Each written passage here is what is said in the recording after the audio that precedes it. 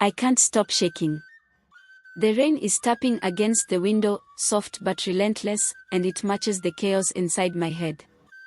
Every time I close my eyes, I see him, my husband, the man I've loved for years, staring past me, as if I don't exist. And her, my own sister, standing there with a twisted smile, the one I once trusted with everything. How could I have been so blind? My hands tremble as I clutch the photo on the nightstand, the one where we were smiling in the sunlight, thinking life was safe, thinking love would protect us.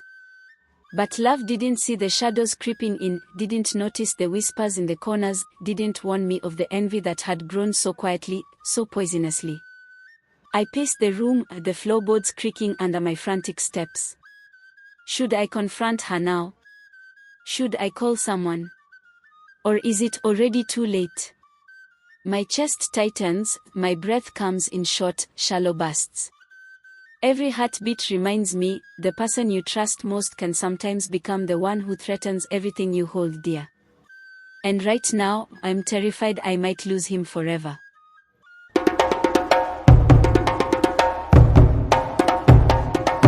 I am sitting on the edge of my bed right now, fingers locked together so tightly my knuckles hurt, because if I let go, I might finally scream. I didn't scream that day. I had come home early, my heart light, rehearsing how I would surprise my husband with his favorite food.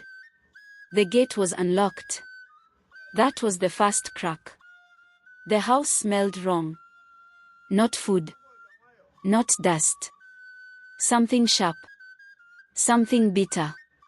I walked in quietly. That was when I heard my sister's voice. Soft. Slow. The way you speak to someone you already own.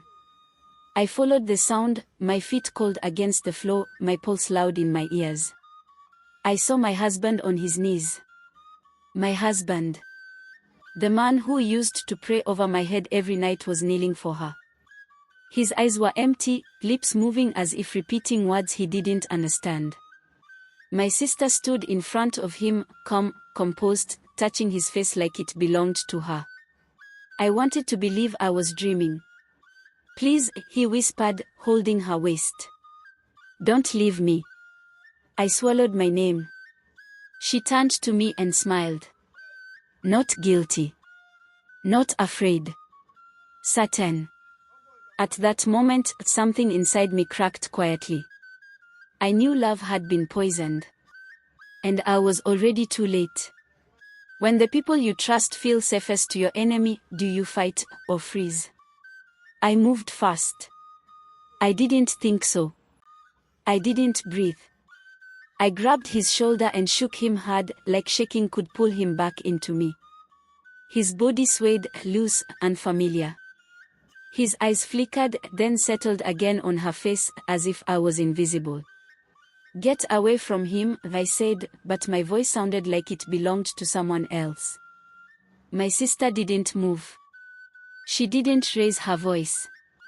She only tilted her head and watched me the way people watch a child throwing stones into a river. Patient. Amused. You're upsetting him, she said gently. Can't you see he's fragile? Fragile. This was the man who once walked 5 kilometers in the rain because my phone died and he was worried.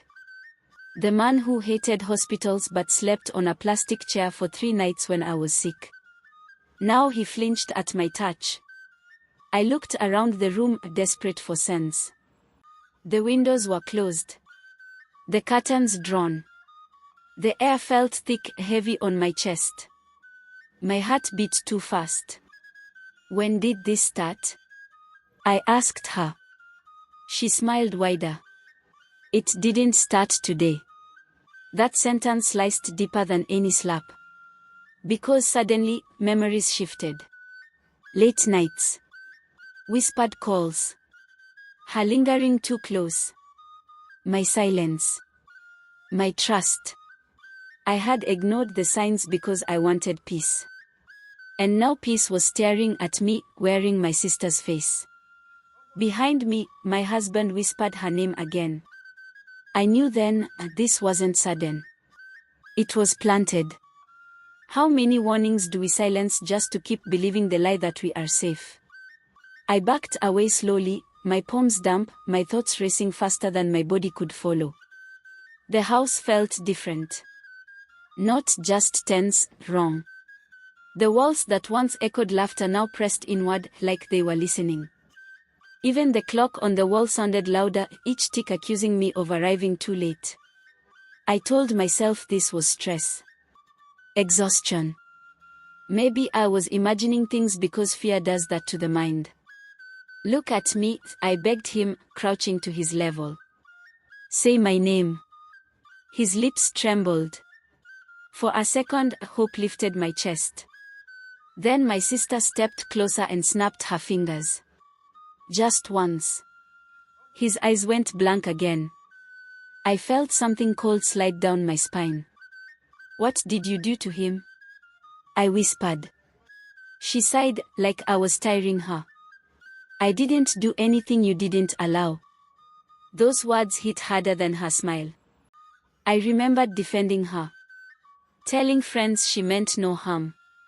Letting her sleep in our spare room. Letting her cook. Letting her pray with us. Letting her learn our rhythms.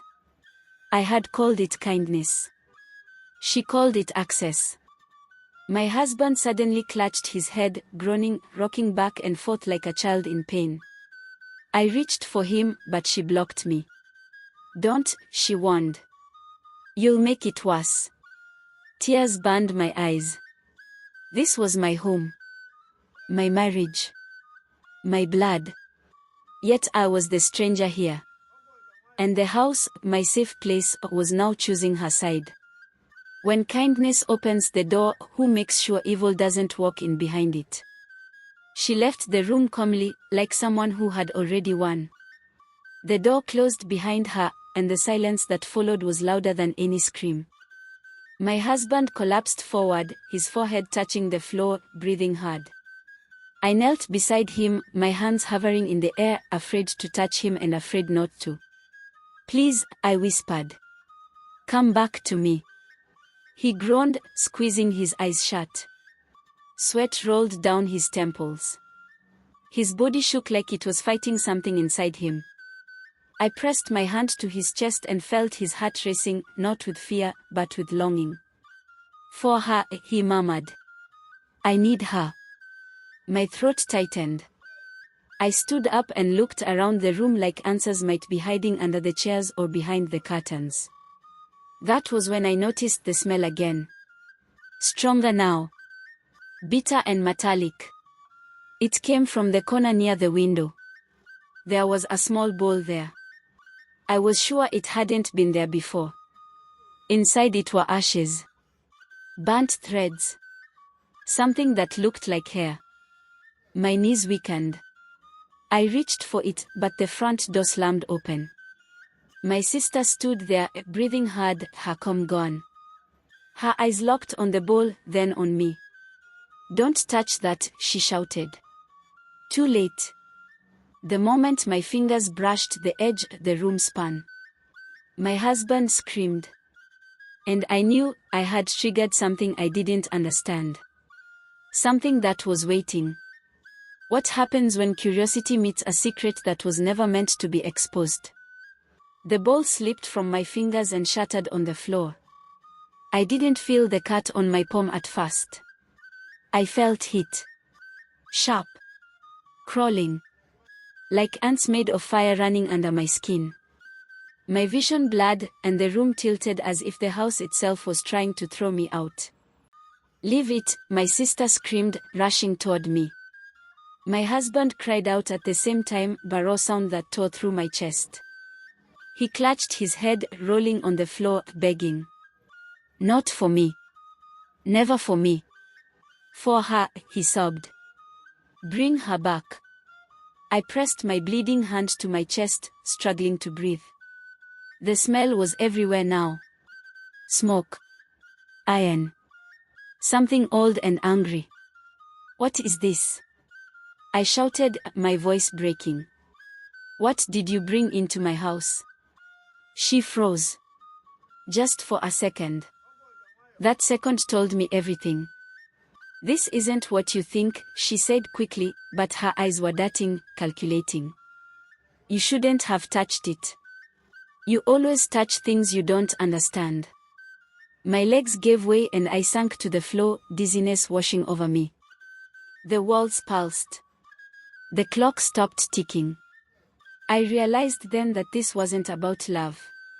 It was about control. And someone had been playing with forces stronger than us all. As my husband crawled toward the door, calling her name, my sister whispered something under her breath. And the lights went out. When the truth begins to burn, do we still pretend it's only smoke? The darkness did not arrive quietly. It hummed. A low, vibrating sound filled the room, like the house was breathing through clenched teeth. I could not see my hands, but I felt the floor cold against my knees. My heart beat so loud I was sure they could hear it. Stay where you are, my sister said from somewhere near the door. Her voice was no longer gentle. It was tight. Afraid. My husband laughed. The sound made my stomach turn. It wasn't his laugh. It was hollow, broken in the middle, like glass cracking slowly. He crawled across the floor, knocking into furniture, still calling her name like it was the only word he remembered. I reached for him blindly and touched his arm. He flinched hard and shoved me away. Don't, he warned, his voice deep and unfamiliar. She doesn't like you touching me. Tears ran down my face in the dark. She? I asked. No one answered. Then I heard whispering. Not one voice. Many. Too many. They came from the walls, the ceiling, the floor. My skin prickled. My sister began to cry. Soft at first. Then louder. I only wanted peace, she said. I only wanted what you had. The lights flickered once. In that brief flash, I saw her face twisted in terror and something standing behind her. When the darkness returned, she screamed my name and begged me to help her. When the danger you invited turns on you, who do you run to for mercy? When the lights returned, I froze. My husband wasn't looking at me. His eyes, my husband's eyes, were empty, hollow, fixated on a point in the corner of the room I could not see. His hands were trembling as if they were carrying someone else's weight. I stepped closer, my chest tight, every step louder than the last. Please, I whispered, voice barely a breath. Look at me. It's me. It's... He flinched violently, recoiling, and whispered a name that wasn't mine. A name I had never heard spoken like it carried life itself. My sister appeared beside me, smiling softly, tears still streaking her cheeks. He belongs to her now, she said. He always did. You just didn't notice. I shook my head. This isn't real. It can't be. But reality had shifted. Every familiar corner, every memory, every laugh we shared, they felt stolen, replaced with something dark and unrecognizable. I remembered the bowl. The ashes. The threads. The whispering shadows. The control she had planted, subtle, patient, like a seed buried deep in the soil of our lives. I realized then the truth, the man I married was still there, somewhere beneath the surface, trapped. And I had no idea how to bring him back. I could only stand and watch him sway toward her, silent, unknowing, his lips parting to speak the name of a stranger I would soon learn to fear. When someone you love becomes unrecognizable, do you fight the change, or accept it? I retreated to the hallway, trembling, my hands pressed against my mouth to keep from screaming. Every room I passed felt different. Every shadow lingered longer than it should. The house I had built with laughter and care now whispered secrets I didn't want to hear. I heard them then, the softest murmurs, coming from the bedroom. Not voices I knew. Not my husband. Not even my sister. Something else. Something patient. Waiting. I pressed my ear to the door. Bring her back, it hissed. She must understand. I staggered back. My sister's footsteps were sudden behind me. You think you can save him? She asked, voice low, trembling with something I didn't recognize, a fear or triumph. You have no idea how long this has been coming. No idea how much I needed it. I wanted to scream at her, to demand answers, to make sense of the impossible. But my mind felt clouded, heavy, drowning. Then my husband's laughter echoed from the room. It was brittle. Shattered.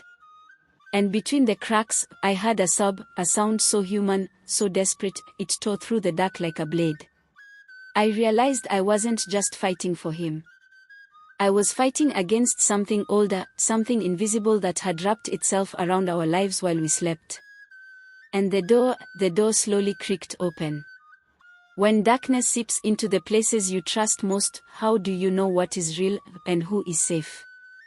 The door swung open slowly, and I saw him. Not the man I married. His shoulders slumped, eyes glazed, lips trembling as if he were repeating someone else's words. Behind him, my sister lingered, her expression unreadable, calm, almost satisfied. Don't come closer, she warned, voice quivering, though it was the first hint of fear I had ever had in her. He's fragile. Too fragile for you right now. I swallowed hard, fighting the panic clawing at my chest. Fragile. He's my husband. My life. Not yours to command. Her lips curved faintly. You never saw him the way I did. You were blind. Too trusting. Too soft. I froze. The words cut deeper than any weapon. All the signs I had dismissed, the late-night whispers, the secret glances, the lingering presence, flashed through my mind. I had defended her. I had welcomed her into my life. I had trusted her completely. And that trust had betrayed me. My husband suddenly lurched forward, mumbling a name I didn't recognize. I tried to reach him, but she blocked my path, her eyes wide now, filled with something darker than anger, regret or desperation. I realized, in that instant, that I was no longer the protector. I was the observer. And the person I should have feared most was the one I loved. When trust blinds you, how do you recognize the enemy before it's too late? I backed against the wall, my heart hammering like it wanted to escape my chest. Every warning I had ignored came crashing back, Pastor Helen's words, the unease I'd brushed aside, the little signs I had laughed off. You should have listened, my sister said quietly, almost to herself. It doesn't have to be like this. Her calmness terrified me. It was the calm of someone who knew exactly what she had done, and what was coming next. My husband whimpered behind her, struggling with words he didn't mean to speak. Each syllable sounded foreign, as if he were a puppet straining against invisible strings. I clenched my fists.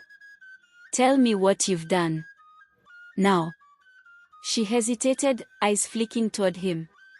I only wanted to matter, she confessed. Her voice broke, a soft tremor under the weight of years of envy.